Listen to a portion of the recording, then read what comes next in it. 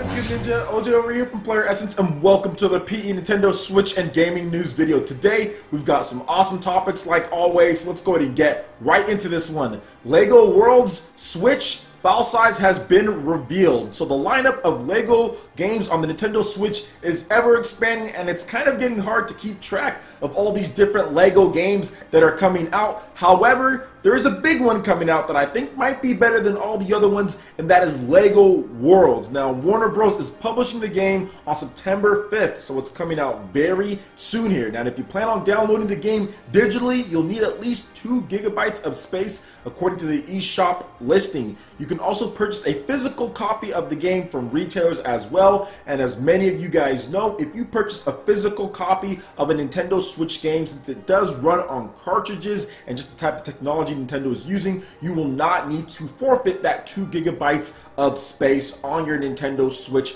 hard drive. You'll just need whatever it takes for the save file, which is usually a couple megabytes or so. So LEGO Worlds is a game that came out back, I think, in like May or so for the PS4 and Xbox One, and before that for the PC. So it came out on PC first, and then PS4 and Xbox One, and now it's coming out on the Nintendo Switch. Now, the reason for the delay, according to the developers, is because they needed to optimize the Nintendo Switch version. They just got their kits in early January or so, or at the beginning of the year. They needed a little bit extra time past the PlayStation 4 and Xbox One in order to optimize the game, but apparently it's supposed to be running pretty good here, so we should see some footage starting up pretty soon here. These LEGO games do come out quite a bit, but this one is a little bit unique because this one is a complete big open sandbox style of world. You can create different worlds, you can invite people to your worlds, you can play co-op adventures with them, you can create different stuff, you can share a lot of different things. It's actually a pretty different style of LEGO game from the ones before, which are usually themed like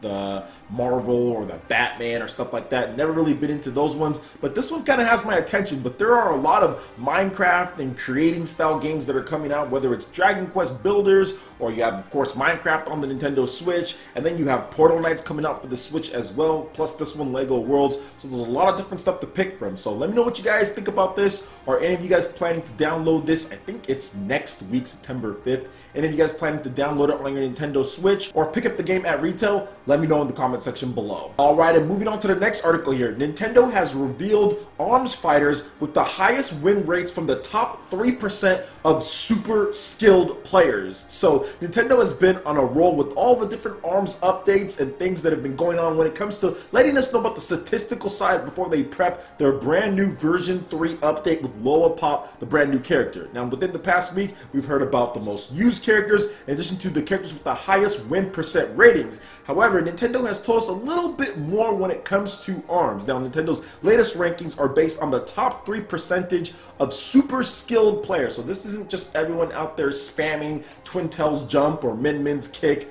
or anything like that. This is players that are highly skilled at the game, that win a lot of their matches and know exactly what to do, and they know how to deal with all the stupidity that some of the other cast of characters in ARMS brings. So that's what they're talking about here. So the ratings for the top 3% of super skilled players, and determined by win rate, first place is awarded to Max Brass, who is the current newest fighter on the ARMS roster. Helix is second place, and Bite and Bark are followed in third place. And it's interesting to see these fighters being used in terms of the top 3 super skilled players, and I kind of see why those are the top 3 in terms of super skilled players.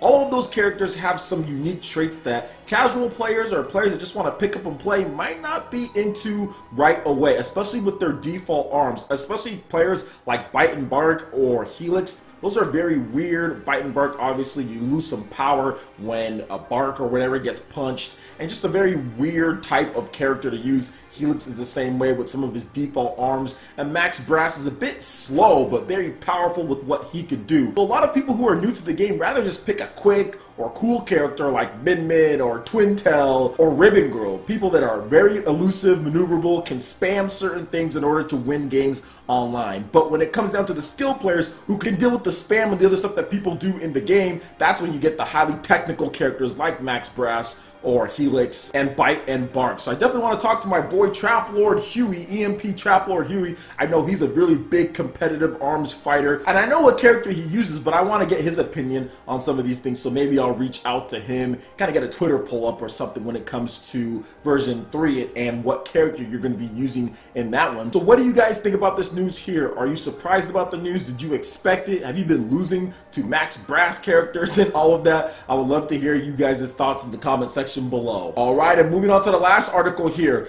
Atlus's Studio Zero to host a Golden Employment special broadcast on August 31st. However, don't expect any news on their brand new fantasy RPG, Project Red Fantasy. So Atlus will host a Studio Zero Golden Employment Special broadcast on August 31st from 20 to 20:30 JST on Fresh and Periscope, the company has announced. The broadcast will feature creator interviews and a number of valuable comments from the studio staff that focuses on what Studio Zero is all about. It promises 30 minutes of recruitment information for those who may be considering changing jobs. It should be noted that Hashino said in a recent blog post that Studio Zero would broadcast the special at the end of August, and that since its contents are intended for those in the industry, there will not be any new information about Project Red Fantasy.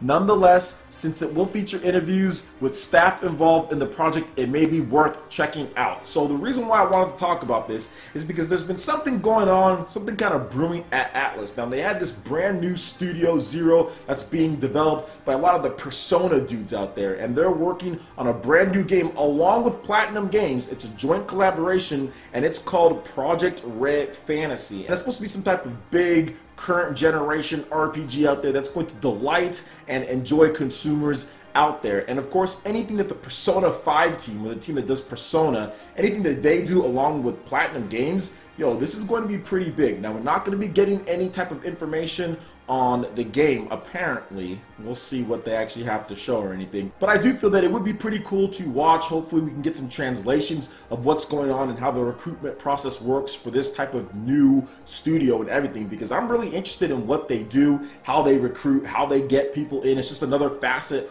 of the industry that a lot of people don't talk about. Obviously the games are the biggest thing, but I think the people who make these games and how they find other talented people to help them make the games is really important as well. Otherwise we wouldn't be getting these. Now, I'm super interested in Project Red Fantasy, of course, and I want to see what's going on, but there's not going to be anything here, sadly. But overall, it could be a nice insight into how these developers find people and kind of what the future of this Atlus Studio Zero is going to be. And I wanted to mention one more thing for those who are looking forward to the Tokyo Game Show 2017. We talked about Square Enix's lineup in one of my previous videos. I did want to talk about Bandai Namco's lineup since they did announce it, and there is a ton of games here. Not going to go over every single one, but I wanted to get into this article here. So Code Vein and Cities Shrouded in Shadow will be playable at Tokyo Game Show 2017. So Bandai Namco has opened its official Tokyo Game Show 2017 website, revealing its lineup for the next month's expo in Chiba. The publisher plans to host various live streams and stage events, but has yet to announce its schedule.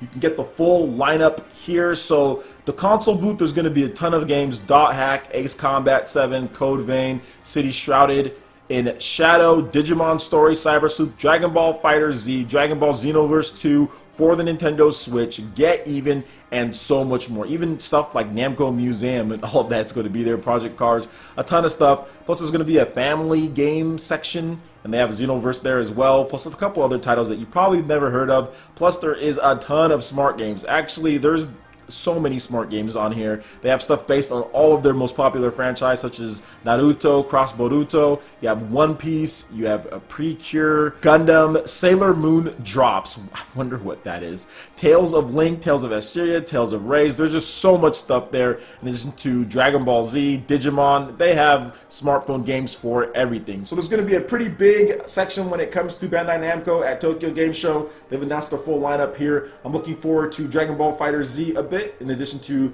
Dragon Ball Xenoverse 2 for the Nintendo Switch. Those are the kind of the games that I'm looking at. Code Vein is also going to be interesting to see some more gameplay of that. I definitely want to know more about that one. Unreal Engine 4 powered game. And remember, the Tokyo Game Show does run from September 21st to September 24th, so it's next month. Alright guys, that wraps it up for this video here. Go ahead and check out the links in the description below. We've got Facebook, we've got Twitter. Go ahead and give us a like and a follow on our social media. Really helps us spread the content of PlayerEssence across the interwebs in addition to YouTube. Also make sure you check out our Patreon page. Pledge any tier and be entered to win some awesome prizes each month. In addition to that, we have Discord voice chat and $10 prize eShop tournaments from Mario Kart 8 Deluxe, Splatoon 2, and more. So support PE Live and PE Arena right here on PlayerEssence. Also make sure you hit that like button if you did like this video. Lets me know you guys want more content like this going forward in the future. And subscribe to PlayerEssence for the latest news, reviews, discussions, and more. Thank you so much for watching, and we'll catch you ninja for the next video.